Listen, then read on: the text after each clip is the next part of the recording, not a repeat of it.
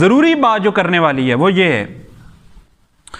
کہ کئی لوگوں نے منتیں مانی تھیں کہ اساں جناب دمڑیاں والی سرکار عرس سے جانا ہے، بابا شادی شہید ہم نے وہ بکرا چڑھانا ہے، ہم نے داتا صاحب جا کے دیگ چڑھانی ہے، ہم نے جناب فلانے بزرگ کے مزار پہ چادر چڑھانی ہے، یا کئی لوگوں نے میلاد شریف کی منتیں مانی ہوئی تھی کہ ہم نے محفل میلاد کرنی ہے،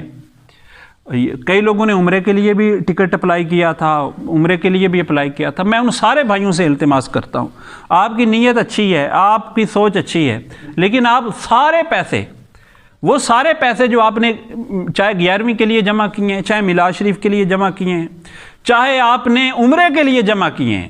چاہے آپ نے بکرا چڑھانے کے لیے، دیگیں چڑھانے کے لیے جمع کیے ہیں، وہ سارے پیسے اس وقت آپ مسلمانوں کی خدمت پہ خرچ کر دیں۔ انشاءاللہ وہ ساری باتوں کا اللہ کریم آپ کو ثواب عطا فرمائے گا، انشاءاللہ بزرگان دین کا فیض نصیب ہوگا۔ بابا بلے شاہ، پیر شاہ صاحب راضی ہوں گے، داتا صاحب بھی راضی ہوں گے، اللہ راضی ہوگا، اللہ کا رسول راضی ہوگا۔ اللہ تعالیٰ کی مخلوق کی خدمت کرنا، نبی پاک علیہ الصلوۃ والسلام ارشاد فرمایا،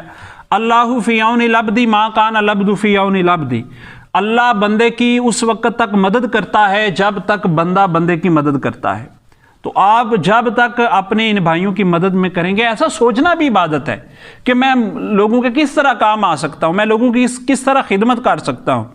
تو آپ یہ بالکل یقین جانیں، آپ یہ اس وقت اس سے بڑھ کر کوئی کام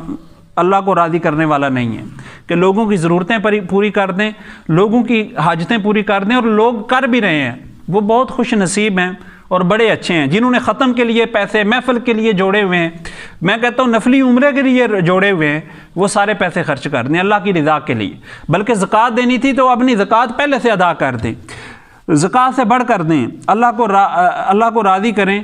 تو یہ عمل بہت ہی زیادہ محبوب ہے۔ اللہ پاک فرماتا ہے وَمَا أَنفَقْتُم مِّن شَيْءٍ فَهُوَ يُخْلِفُهُ، کہ تم اللہ کی راہ میں جو بھی خرچ کرو گے اللہ تعالیٰ تمہیں اس کا اچھا بدلہ عطا فرمائے گا، تمہیں ضرور عطا فرمائے گا، یہ اللہ کا وعدہ ہے۔